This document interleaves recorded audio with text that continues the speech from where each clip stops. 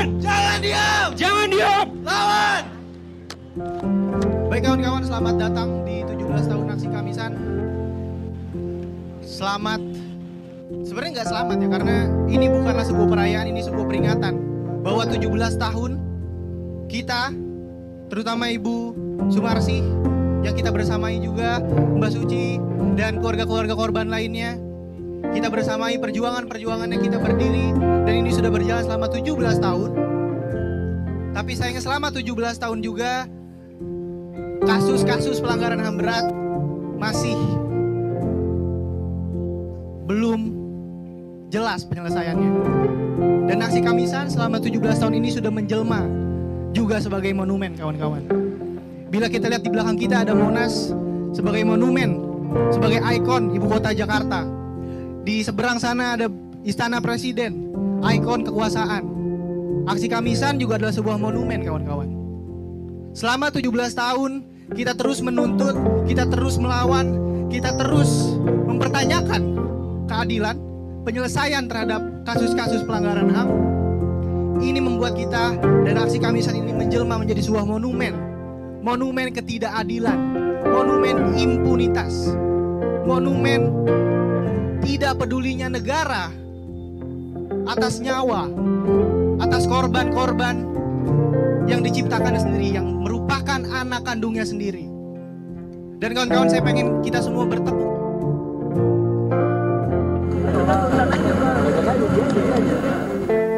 Sebagai wujud kepedulian terhadap rakyat sipil korban konflik di Gaza Palestina, pemerintah Indonesia bekerja sama dengan TNI Angkatan Laut dan berbagai lembaga telah memberangkatkan misi perdamaian membawa bantuan kemanusiaan menggunakan KRI Rajiman Widyodiningrat.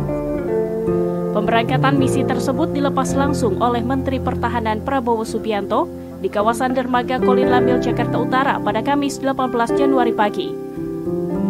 Bantuan yang dikirim berupa bahan makanan, selimut, obat-obatan, pakaian, perlengkapan bayi, susu, tenda, air hingga perlengkapan ibadah. Prabowo menyebut bantuan ini sebagai bukti bahwa Indonesia selalu mendukung perjuangan kemerdekaan rakyat Palestina. Ini adalah juga bukti bahwa kita terus mendukung rakyat Palestina dalam perjuangannya membela diri, perjuangannya untuk meraih kemerdekaan. Dan sebagaimana diketahui, Indonesia selalu mendukung perjuangan rakyat Palestina. Dan kita terus akan kerahkan apa yang bisa kita buat untuk mendukung perjuangan rakyat Palestina.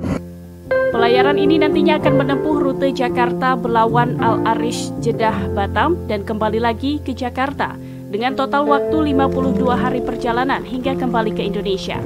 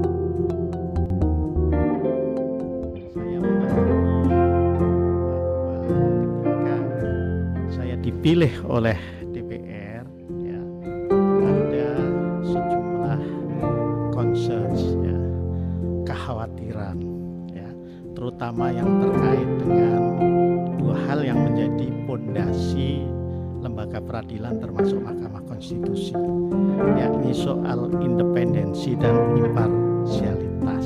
Ya.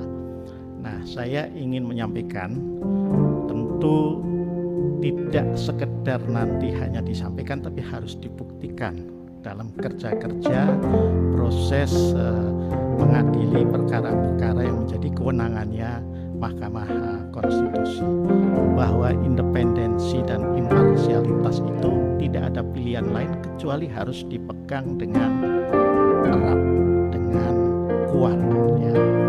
Karena apa? Karena seperti yang disampaikan oleh Ketua Mahkamah Konstitusi dalam laporan tahunan tahun 2023 yang saya kira baru disampaikan minggu lalu, yang namanya public trust, kepercayaan publik, itu adalah modal utama bagi lembaga yudisial termasuk MK, ya.